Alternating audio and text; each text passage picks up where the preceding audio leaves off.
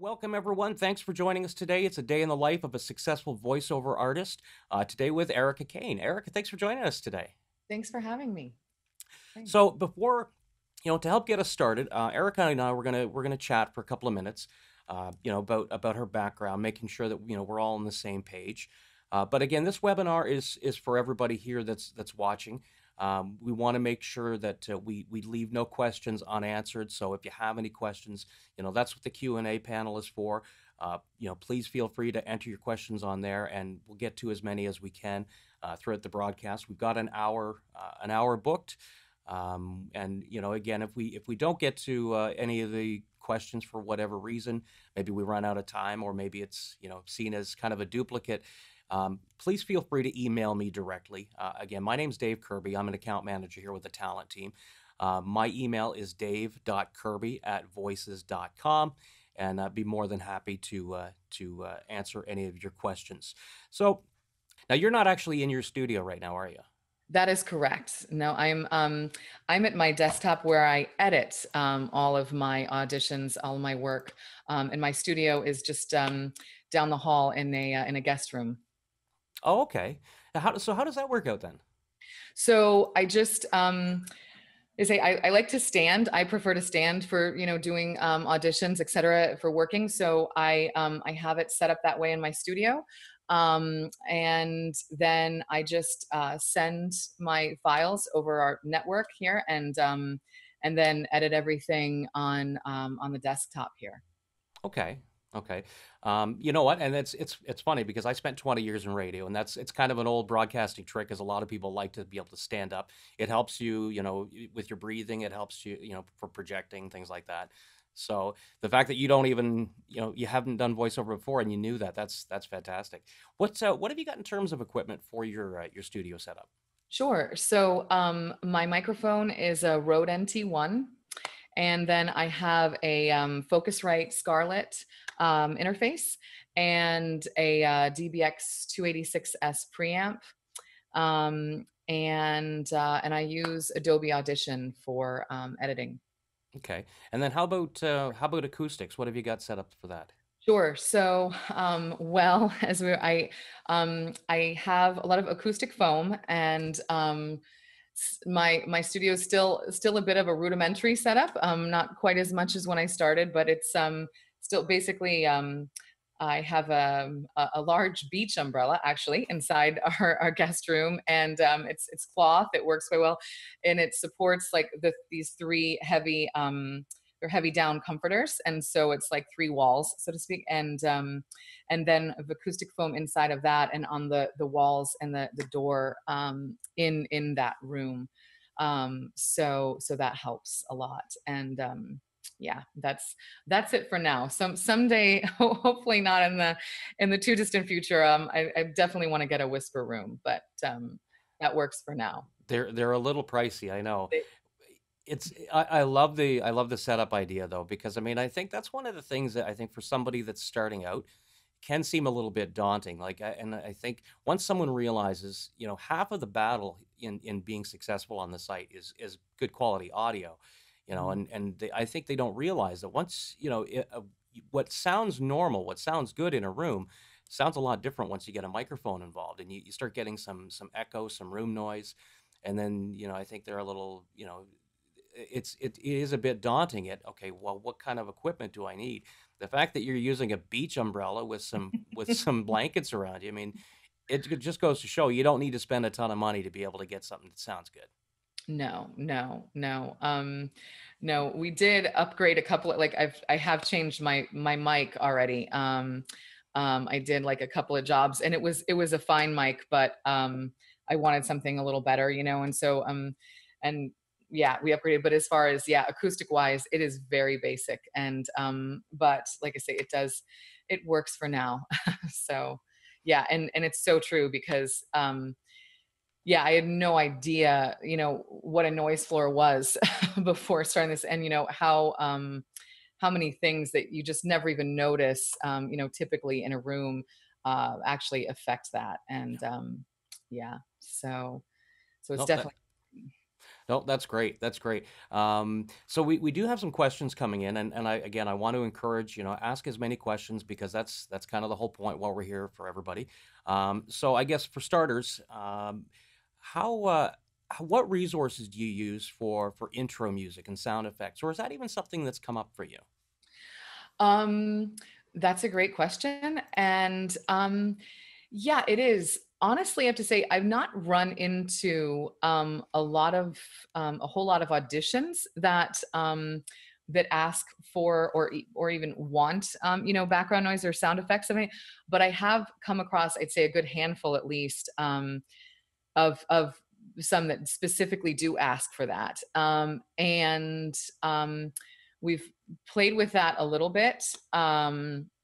So yeah, actually my husband has gotten really into audio engineering, and he did a character demo for me, and so found there are a lot of resources online for, or maybe I don't know, maybe not a lot, but certainly there are plenty of places to go online where you can find free non-copyrighted effects and so forth that you can use. And I know he did some of that. Yeah, and actually last night, while I was recording, I accidentally spilled an entire cup of water. Oh no. And luckily it didn't get on any of the audio equipment, and it had its habit, but it's all over the floor. Anyway, it got recorded and it was a really interesting sound. And I ended up cutting that piece and saving it for later, just in case I need some, because it was, yeah, quite an effect, an audio effect. The So cardinal rule: never have liquid near the audio equipment. it's true. Yeah, it's, well, luckily, I mean, it was in, as I say, it just spilled basically on the mic stand on the floor. It wasn't in a place where it could actually, yeah, harm the audio. But I keep water in there, just to sip on occasionally, and it did fall on the floor, which which is the worst that could happen. But it When didn't make noise. when you dump a coffee in a turntable of a radio station on your Oh first day on the no! job, you Oh know no! exactly what fear is. You learn Right, how to hide it quickly. Not that I know firsthand, mhm. right. But so when you're talking about adding music and sound effects, this is the odd time that it does happen. This is on jobs that you've been hired for. This isn't on auditions, correct? Yeah, well, actually, I have to say, as I think about, I don't believe that I've been hired for anything that required sound effects per se. Just maybe some like particular character noises or something like that, but not actual, outside sound effects. But there are couple of auditions that I've used them on, and we use them in one of my demos. Now, there's one question. I think it's kind of it's from the same person, both from Laura. I think she's trying to get at the same thing. And Laura, Sure. I apologize if I'm wrong. Because she's asked, how long does it take you to do a read, and how much reading do you do in one take? And if I had to guess, and again, Laura, I apologize if I'm wrong. I think because it's a common question that comes up, how much do you read for an audition? Sure. So I would say usually between 10 to 15 seconds right in there. Um, Depending, that's average. Occasionally there's something that is like literally 6 words, so and that's the entire audition. So obviously, that's going to be shorter, but usually about somewhere in the neighborhood of 10 seconds, maybe 15 at the most. Right.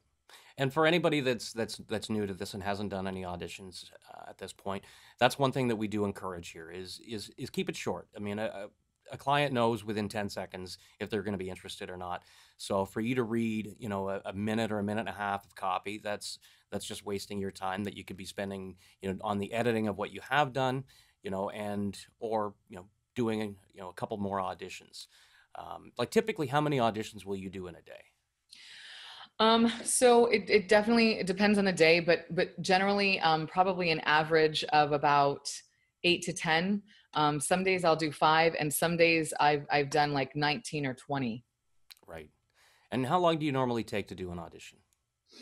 Um, so I've looked at that statistically. I've tried to narrow it down, and I think that all told, from the moment that I open the email and and look at the audition, to recording, to editing, to the minute or two it takes to upload, send it, probably in the neighborhood between 10 and 15 minutes. Probably like right in the middle of that, just about 10 or 12 typically. Now, is a lot of that time taken up by editing, or Yes, yes, definitely. I would say the majority of the time is taken up by editing. Yeah, I just will, I'll try to pick out, like, as far as the audition itself, always the first line, but sometimes I'll do the tagline or something, right after that, or I'll look for something that some sort of a piece with an important piece, particularly important piece. And anyway, I do shoot for that like 10 or 15 seconds in the audition. But yeah, I would say, if I make a mistake, or if, occasionally there's outside noise or something.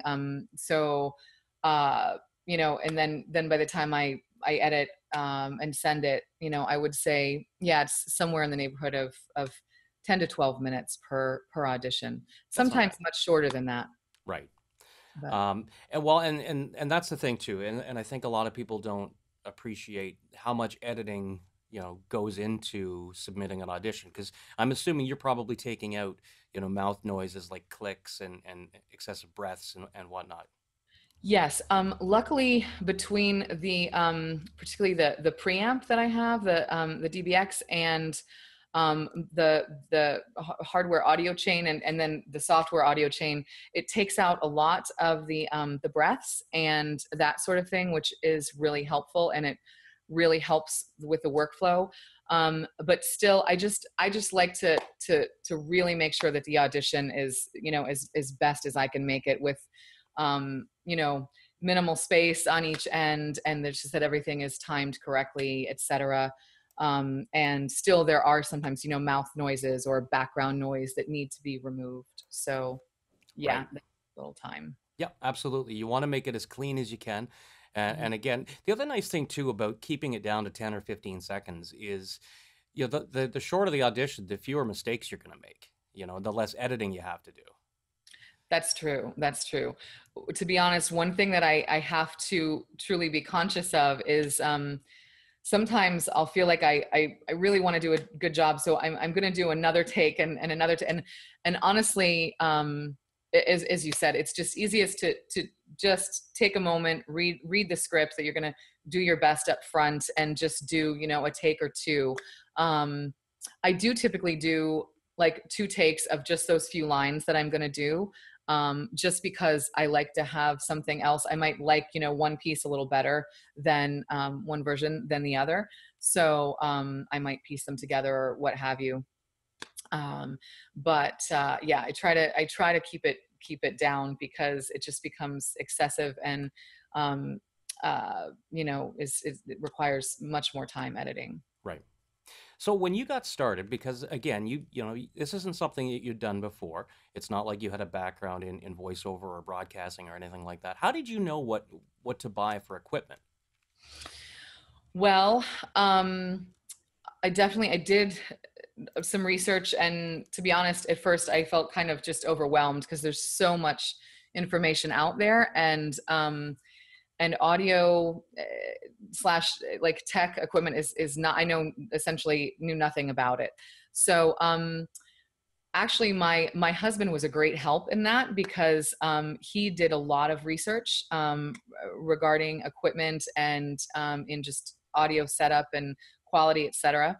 So I took his word for it, basically, and that was how I ended up with the equipment that I have. Now, when you first got started, you set up your profile. Mhm. What did you do as far as demos for the site? Sure. So I had, I believe, 8 demos, I believe 7 or 8 demos that that my voice coach had done for me. So and then since then I've added one additional demo. So I Okay. believe I have a total of 9 now. Wow, that's excellent. How did you decide what to put on there? Sure. So, well, for the commercial and the narration demos, my voice coach um, really essentially picked most of that material. And I think some of the things were, would you be like this or this better, sort of, A or B. But he had, sorted it and had it available. And then for all of the audiobooks that I did, I picked that material based on some criteria that he had given me, like obviously there's, there's a variety of audiobooks, of course. So, one's a children's book. And so, one was needed to have at least 3 characters and et cetera. So I picked all of the material based on that Right. criteria. Okay. Now, I guess along the lines of equipment, I mean, this is something too that, if you're new to the industry, and this is a good question that Rob asked, how do you learn about, it's one thing to get the software and that you're going to record with and make your edits with. How did you learn to run that program and how to edit efficiently? YouTube. I have to say honestly, like, and actually not just you, every all over the place, including actually there's an amazing amount of fantastic information on the voices.com site. I think it's great that you guys really provide a lot of learning material on there, and so actually learned a lot there. Learned we found some particular YouTube channels that we liked. Listened to Mike Delgadio a lot. He's got a YouTube channel called Booth Junkie, and we really learned a lot from him. He does like mic comparisons, and so you can listen actually to the difference live between A and B, and just yeah, there's so much information out there to learn for sure. But if you when you Google certain specific aspects, you can come up with a lot. There's podcasts and podcast websites, YouTube channels, lots of good stuff. And again, Voices has a fantastic archive of information as well. And again, just to touch on it again, I mean, for anybody that joined us late, if you do have questions about resources, about equipment, about what have you, I mean, that's again, yeah, that's what we're here for. You can email me directly. My email is dave.kirby@voices.com. I'd be more than happy to walk you through any issues you might be having or any guidance that you might need. Because again, yeah, it's a fun industry, and it's there's not a lot necessarily that you need to learn, but there are a few key things that you do need to learn, how to do well to ensure yourself having some success. So, and kind of going back to that, as far as the success, now we talked about how you said you were what a week into your membership when you got hired for your first job. Yeah, I believe so. What's it been like since? Like you've been with us now for I think it's about what 3 months. Yeah, like I think just right about 3 months. And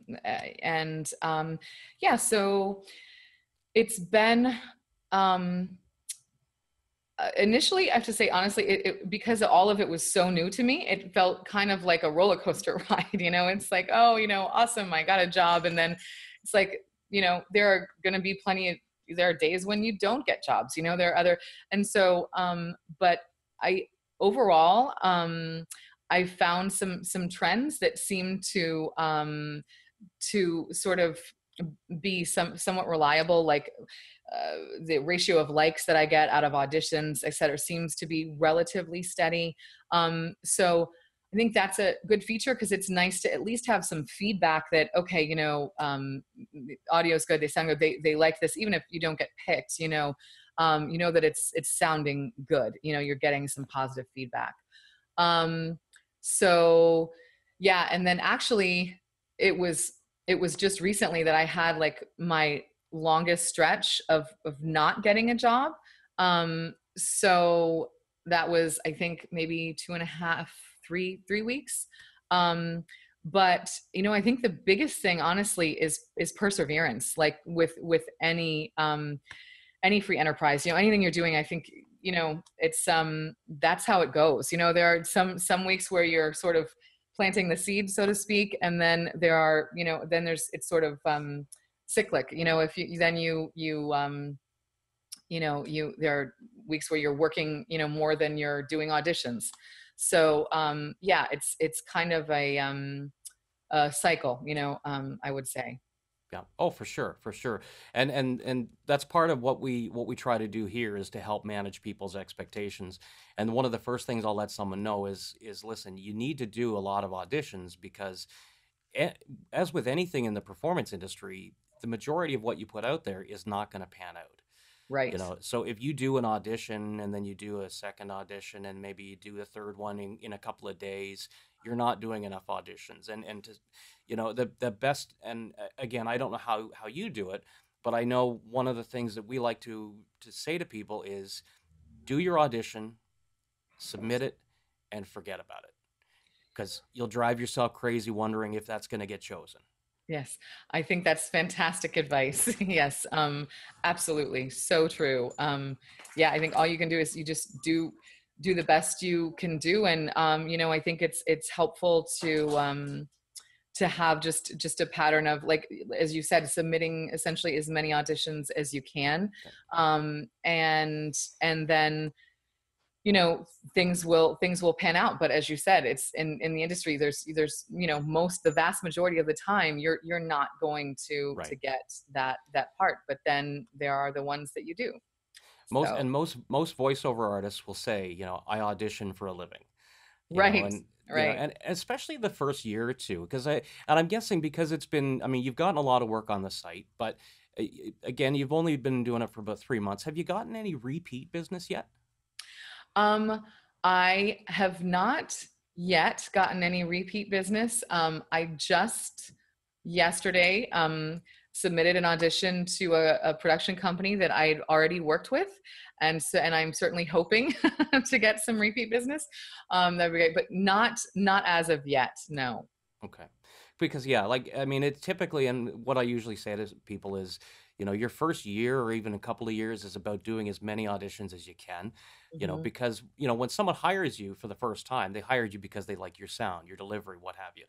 But if you were good to work with, then chances are the next time they have a project, if they're looking for somebody, with similar attributes, there's a good chance they're going to ask for you specifically. So, hopefully you're getting to a point now where your day isn't so much as just, doing cold auditions, but you're also now responding to previous clients now that you're building up that portfolio.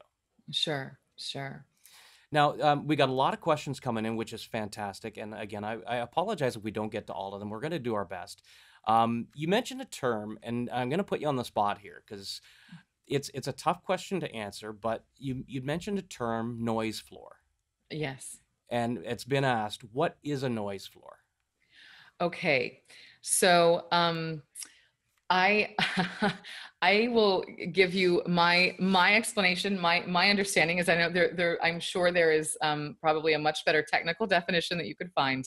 But my understanding of a noise floor is essentially the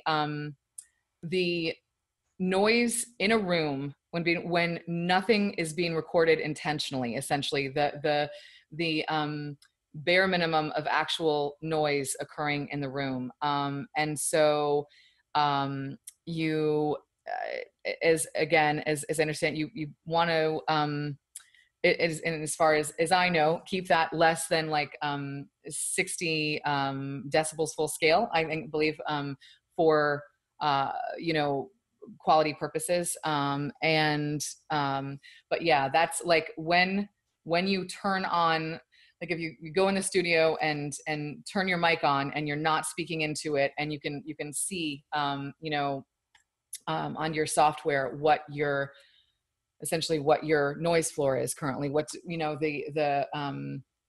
the ambient noise that's being created in the room.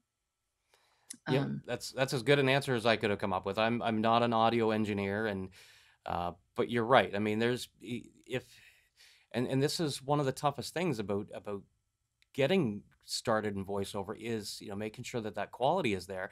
And a lot of times it's not something that you even realize is happening until you got a microphone that starts picking things up. And it can depend on what kind of equipment you've got running. It can depend on the size and the shape of the room. Hmm. There's a lot of things that can contribute to it, but it's an excellent question. That was a great answer. Oh. Um, Question from Laura, and now this is something that I think I can answer. Are there any resources that you can find scripts to practice? Absolutely, we do have them on the site. But again, if you have a hard time finding them, I have no trouble sending them to you. If you want to email me, again, dave.kirby@voices.com. I can send you a link. Basically, what we have is we have a whole list of royalty-free scripts, because a lot of times somebody will want to, for some, whether it be to practice or they want something for their demos. And again, you can't be using name brands of companies that you would have to get permission from. This is why we have the royalty-free scripts. Now, you had mentioned that you had already come with some audio samples when you first signed up, right? So that wasn't an issue for you. Yeah, correct. My demos, those first 8 demos were done by my voice coach. So yeah, he put all of that, like I believe the commercial and the narration, yeah, have some effects, etc. as well. And he did all of that. He produced all of those for Now, me. how long did it take you to understand your niche and to kind of find out, maybe what characters you'd have a better chance of getting booked for, or the style or role that was, probably best for you? Sure. Well, I mean, to be honest, I am still so new, sort of, that I'm still exploring that, for sure. And um, it's interesting though to see, like, I've gotten a variety of jobs, and I definitely, like, when I'm auditioning, I very much rely on the voice match score. That hopefully I am, a good match. And of course, I read all the, requirements, etc. So to make sure that it's a good fit. But yeah, I've gotten kind of a variety of things. I I felt when I started that that characters were not so much my strong point at all, because I'd never done any of that. I hadn't had any acting classes or anything.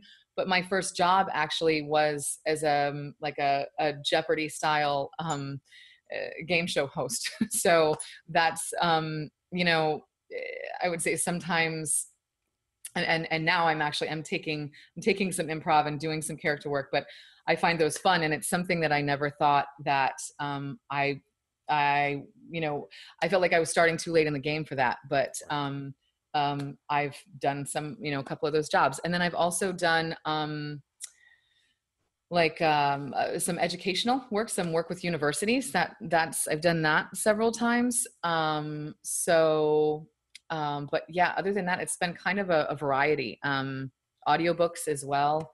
Um, and then some corporate things. So yeah, a bit of a variety. But I think, as I move forward, I know definitely one of my goals is I would like to do documentary style narration. So yeah, I always look for that sort of thing. I Right. always do those when they come along. Well, and I'm glad you touched on the having success on something that maybe you wouldn't necessarily have thought you could do, because one of the parts of filling out the profile for anyone who hasn't got to that point yet is selecting special skills, and this really just refers to what types of projects would you be interested in auditioning for, and ultimately doing if the audition goes well. And some people think, well, I don't think I'd be good at animation or character voices or audiobooks necessarily. Say, well, I mean, don't pigeonhole yourself right out of the gate. I mean, because you may have a skill that you don't realize, so leave that to the ear of the person doing the hiring to say whether or not you've got what it takes. If you start doing it and you're auditioning for 3, 4, 5 months, and you never seem to land any this certain type of role, then maybe, yeah, you might look at that and say, maybe that's not in my wheelhouse. But coming out of the gate, audition for everything. That's the only way you're gonna know, for sure what you're gonna be good at. Absolutely, absolutely. I've had a couple of people kind of ask, and I know we did touch on it, but I think we had some late joiners. If we can just kind of touch on your equipment again, as far as like what you're using for software, microphone, things like that. Sure, absolutely. So my microphone is a Rode NT1, and then I have a Focusrite Scarlett interface and the DBX 286S preamp. And the software that I use is Adobe Audition. And how did you find the Adobe Audition? Was it difficult to learn, or is it pretty user friendly? Well, um, honestly, it was pretty user friendly. But when I first started editing, I sort of I'm looking at this audio track, and as I say, my husband had done some research in that area, so he was teaching me how to edit. And I looked at it and I thought, oh my gosh, this is going to take me a while to get. And then really, like within a couple of days, I was comfortable doing, basic editing. It was user friendly. I used before that. I used something else, which I cannot think of the name of at the moment. I will think of it. It's Was it uh, Audacity? Yes, it was. Thank you so much. It's the A's. Yes, I did use Audacity in the beginning, and I like for the first couple of weeks probably, and so I had just sort of gotten comfortable and and kind of a little attached to that and process because and then yeah, and my husband was like, oh, we're gonna try this, and I was like, really, okay. So but anyway, yeah, it really was pretty user friendly, and I'm very comfortable with it now. And so for Audacity, you were comfortable with that. Like that wasn't hard to learn then either, was it? Correct. I would say, and again, this is my experience, and it could be just because I started with that. I would say that possibly the Audacity was is a little bit more slightly more straightforward, less intimidating initially for it seemed to me for as far as being someone who didn't know anything about any editing software. But again, that could still the audition was quite easy to learn, and again, that could just be my impression because I started with the Audacity. Right. Well, But that, yeah, yeah, and I know it's a favorite because it is a free download. So, if you can get a program that doesn't cost you anything and you can get comfortable with it, then you're set. I right, mean, there are other programs out there that are a lot fancier, have more bells and whistles, but these aren't things that you're because essentially you're not doing the post production. right. You're doing a dry read, and you want to make sure you can edit out any mistakes and and submit as an MP3. So it's pretty simple what you need it for. So it's at the end of the day, it kind of comes down to what fits within your budget and what your preferences are. Absolutely. And I thought the Audacity was fantastic. I think I got at least my first job, if not the first couple, with that. Interesting question from Martin. And what's the most important piece of equipment for a beginner with limited funds? Hmm. Um, We say I microphone, yes, I would say unless you can yell yeah, real loud. most definitely. No, most definitely. I would say microphone for sure. That and obviously just as I've done. I mean, you can relatively inexpensively, you can just making sure that your environment is soundproofed. So yeah, but I would say those things are extremely important. Yeah, obviously, definitely, primarily the mic. And it goes into with another question about the mics. Michael asking, "What's a good mic?" I mean, that's almost an impossible question to answer because there are so many different types of mics that are good mics. You want something that's appropriate for voiceover. You want a condenser mic. A large diaphragm condenser mic is what you want for voiceover. Now, a lot of it though comes down to your budget. You can get an entry level mic for probably about $100. You can spend thousands of dollars. It's what you don't want is like a headset mic or anything like that. Do you mind if I ask how much you spent on your equipment? Sure, not at all. Well, I'll tell you as well. I started actually with a different mic, the one that I'm using right now, and that is a Samson um, SAMSON, Pro, SAMSON, and that was recommended to me, again, actually by my voice coach, and it's a great mic. It was very good to get started with, and then I, like, after a few weeks, upgraded to the NT1, and so anyway, I would say initially, and I did not have the Focusrite initially or the DBX.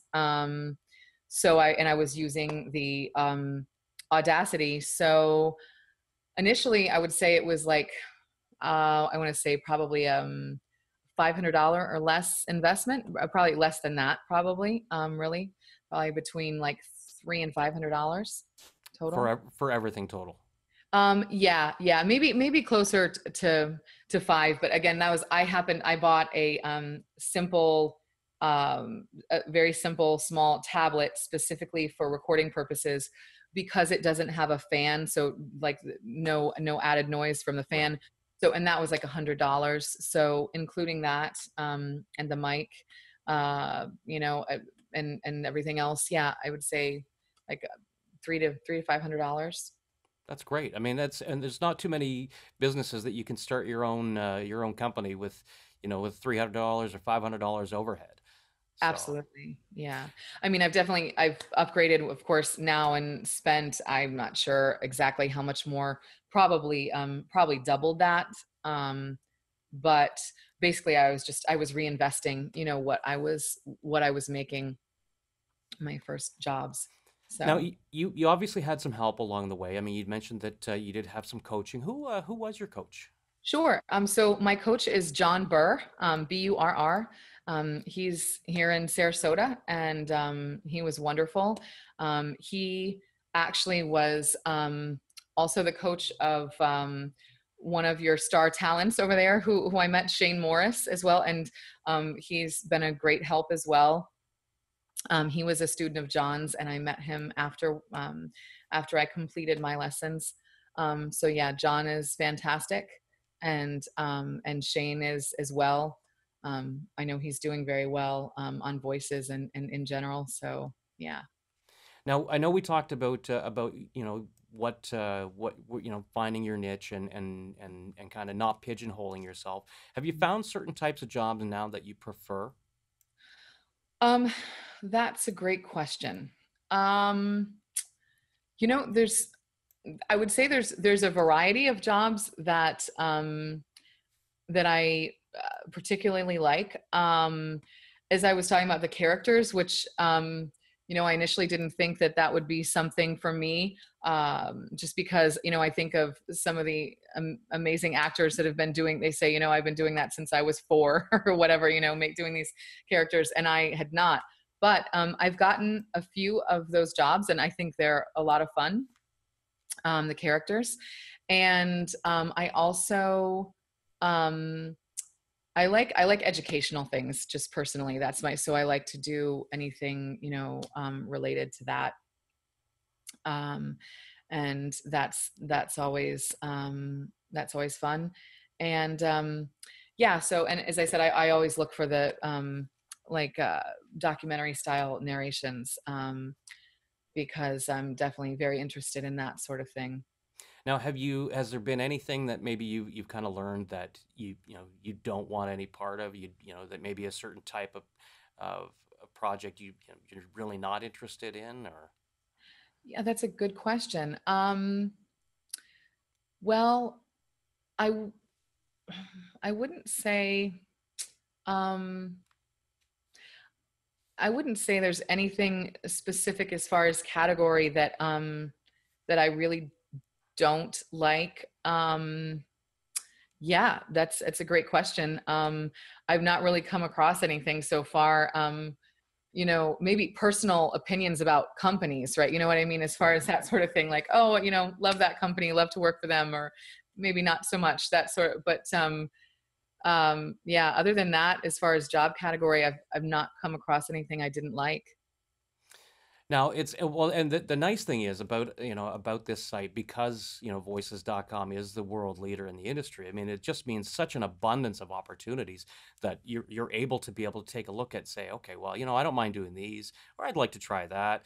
And even if there's things that you're ruling out, there's still more than enough to keep you busy on an average day. Like typically, I mean, how many new jobs do you see that are sent to you on a daily basis? And these are jobs, keep in mind that if it's sent to you, it's because you're deemed to be a match to it. Hmm.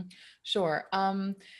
Yeah, that's a great question. I would estimate, I would say at least 20. No, it's got to be more than that actually. Probably upwards of more like between 30 and maybe some days even more than that, like closer to 40. I would probably, yeah. Right. Um, I sort of have a system as far as how I sort through them. Um, I do it in a couple of different times during the day. So anyway, I've never, but I would estimate, yeah, probably between, yeah, 30 and 40. I would say. Now, have you happened to mention, or have you happened to notice, rather? I mean, because it will say on the when you audition how many people you're up against. Have Mhm. you ever happened to take a notice of that number? Yes, I certainly have. In fact, even when I'm auditioning, I always consider that how many people have already auditioned, and in the context as well as of what my voice match is for that particular project, because yeah, I know that they, if as I understand it, the client hears the 100% matches typically first in the lineup. So yeah, anyway, I would say. Yeah, I've seen anywhere from, you know, uh, probably 30, or maybe, yeah, maybe at the least on the 30 or upper 20s end, and then I've seen as much as like slightly over 100. Okay. So you'd say probably on average you're looking maybe about 40 other people that you're up against on any given job. Yeah, maybe a little bit more than that, maybe 50, so Yeah. 40 or 50, but I'd say right in there somewhere, definitely Right. right And one of the things that I usually like to kind of point out to somebody starting out is because, and this is kind of why I brought up the question, because I think a lot of people see, oh, I mean, you have how many thousands of talent am I going to be up against on any given job? there. And that's not the case, because there are so many filters that when a client posts a job, they say, well, we need a talent that's this gender, this age range, speaks this language, this accent and or dialect of that language. I mean, there's so many filters that they really are a lot more fine tuned than that. So it's not like you're up against somebody, that it's not meant for. And then when you take down a number of, say, down to 50, it suddenly seems a lot more attainable. Hmm. And then the other part is that audio quality.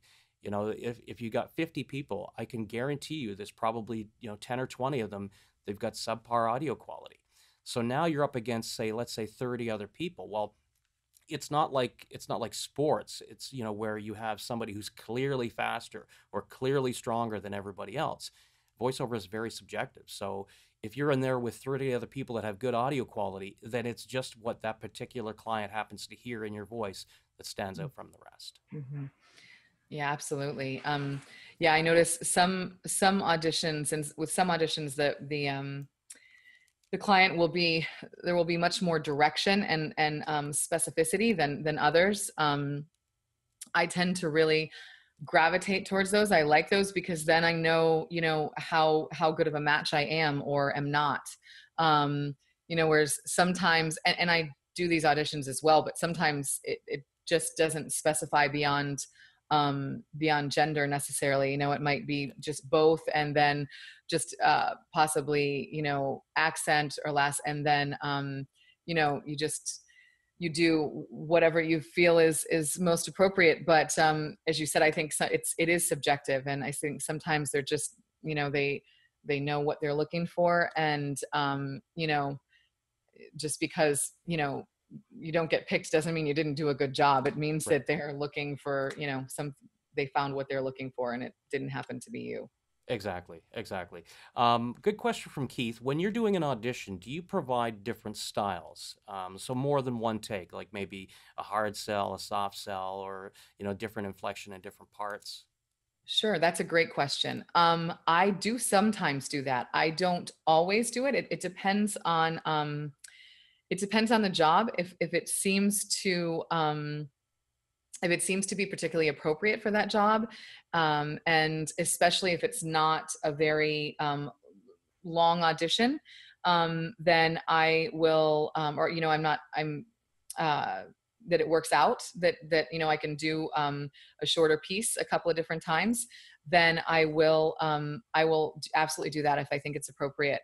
In fact, I have one of the things that really helps my workflow is the automated messages that you can type up and have all ready to go on your submission menu. And so I have a general one, and then I have one that's specifically for having done two takes. So I do that sometimes. I'd say maybe about 10% of the time I end up doing that. Now, another question here that I've been kind of delaying asking because I don't really know what the appropriate response is. And I don't know that you would necessarily know either, but I'll take a stab at it. And I think it references, when you're, because we mentioned just doing a short part of the script when you're auditioning, 10, 15 seconds, even if they provide a minute and a half worth of copy. Hmm. And I think sometimes the fear is that, if you were to give a full read, you know, are you at any risk of anything? And so the question is, do you add any kind of a blip noise to auditions if it's a small script? So I think it's like a watermark type thing. Right. That's a great question as well. Yeah, and especially that comes up with auditions when perhaps the full script for the whole job is very short. Because that does happen regularly, especially for some of the big like national commercials and so forth. So yeah, I know that there are definitely people that do that, add that sort of watermark, and I think that's fantastic. I honestly, I want to learn more about that myself. I don't, I don't do that at this point. I'm not familiar with exactly how to, but I know that people do that. And what I will do sometimes is, I will leave out, a small part of it, a very small, like even if it's if it's a 10-second audition or something, I'll just leave out a little piece, because and that again is included in my default message. I mentioned that I that there may be portions of the script deleted for auditioning purposes. That's, what, I've never heard it put that way, but that's an excellent way to, I think, to handle something like that is if you're being upfront and saying, listen, this is not to suggest that that I don't trust anybody, but it's, Right. whether it's your personal business practice. But again, it's one of those things that, I mean, I don't necessarily recommend watermarking, but I do know a lot of people, have talked about it. And at the end of the day, I mean, because it can be tough. I mean, if the audition is a 5-word tagline, I mean, there's only so much you can do with that. But Mhm. and again, it's not to suggest that that ever happens or ever would happen, but I mean, again, it's a valid question, and that's why I kind of wanted to get your take on it. Absolutely. Yeah, it's an excellent question. And as you just said, that's an excellent point. Like yesterday, for example, I did do one audition. It was only 4 words. So, and another thing I'll do as well, if there's a really short audition like that, I'll look at who's typically the producer, or, obviously if it's posted through a voices talent manager, I'm very comfortable doing it. But I'll look and see if they have done work previously, on voices, if they have reviews and so forth, because then that they have a history, a professional history, and a little more likely to feel comfortable in that scenario. Now, last night, as I said, it was only 4 words, and so I didn't feel like I could leave anything out. So I didn't. I sent it, and yeah, and I guess you just, you hope that, most people I think are above board and professional. And so you just, you hope that that's the case on those occasions. Right, right. What now? Another good question. When it comes to the material that you're reading, what do you have? Do you print it off and have any kind of a stand, or do you have any kind of a like a teleprompter, like a scrolling system set up? Sure, that's a great question. So what I use actually is I don't tend to print anything off. Although I did learn the hard way that in directed sessions, I now do that because sometimes there are changes within the session, and I want to have the paper there to mark it. um but I feel like if I did it for every audition, I would be killing a lot of trees. So what I do is I have actually like a flexible arm that's in my studio area, and I have a little tablet. Actually, just my Nook is on that. So I will pull up audition scripts on there, and then I have it set up so it's a really comfortable eye level, and I just read from that typically. Right, Or honestly, sometimes I will even use my phone, actually, if I'm just doing something quickly. right. I pull it directly from my email. Now, when you're doing a directed session, like a live session, what Yeah. I'm guessing you're pretty much in advance as far as like when you audition that you're going to need to be available for that. Um, yes, I would say most people are that are interested in doing that. Yeah, every job I've had like that has been upfront about that. They mentioned that in the audition that they're looking for a to do a directed session. Now, how do they typically do it? Have you found one way, kind of comes up a lot more than others, or are they usually pretty open with it? Because not everybody has, say, an ISDN line, for instance. Sure. Well, and I am one of those not everyone's. I don't have ISDN, and I was really I was a little nervous about doing for sure my first directed session and how that would work. So what I do actually is I just have I have earbuds, and I put just the one earbud in so that I can hear them, just plugged into my phone, and have my headphones over that so that I can hear myself as well as them. And then I record the entire session. Uh, Okay. yeah, and so that's worked really well for me. Now, obviously, there are some people who will specify in the audition posting that they require ISDN or Source Connect. I don't have those, but I found a couple of local studios that do. I know there are usually some around, and if you live in even just nearby any sort of metropolitan area, there are usually studios that you can just rent booth time, and if you do get hired for a job like that. Right, right. Okay. Well, I know we're coming up on an hour, and I don't want to chase anybody away just yet because we still got a couple of more things that we want to address. And again, I apologize if we didn't get to everybody's questions. We had a lot of interaction today, which is fantastic. We'd love to see that. And I feel bad when we don't get to all the questions, and that's why I say, if you want to email me directly, dave.kirby@voices.com, and I can help answer any questions you may have. But I know also, Erica, you've got a way of people getting in contact with you, and you wanted to kind of talk a little bit about your social media platform. Oh, sure. Thanks. Well, so yeah, I have a Facebook page, and it's just called, it's Vox Artem, VOXARTEM. And so, yeah, you can find me there.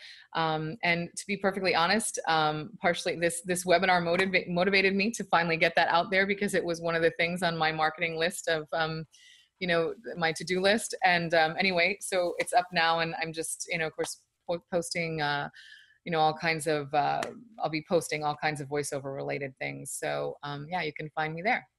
Now, just before we go, if because I don't think we did ever did ask you, because we know obviously you've been having success on the site. Do you know offhand how many jobs you've landed in the short time? You've been with us, like I said, I think about 3 months. How many jobs have you landed so far? Sure. So I think on voices, I believe it's 10 jobs I've Wow, had. good for you. And you said you're doing anywhere from about 5 to 12 auditions in a day on average. Yeah, on average, I would say on average, yeah, probably these days closer to, I try to do at least 10 auditions a day. Yeah. But Good. some days more. Hmm. Any parting words, words of advice for somebody looking to jump in and say, you know what, I've been wanting to do this. Is this going to work for me? What would you say to them? Sure, absolutely. So, yeah, I would say that you certainly can do it, and you just, I think perseverance is number one. Just there's all kinds of resources out there, and you just, you just learn as you go, and try to deliver the best audio quality you can, which, as you said, is the number one important thing, I think, and you can definitely do it. It's The Voices site is very user friendly, and has a lot of great resources, so that's really helpful. And yeah, you can definitely do it. Awesome. Well, Erica, thank you so much. I know you've been absolutely inspirational for everybody today, myself included. It's so nice to see someone having such great success so early on, especially somebody that had absolutely no background in voiceover, coming to the platform. So thanks again for sharing your time with us. Thank you so much. I really appreciate the opportunity. Thank you.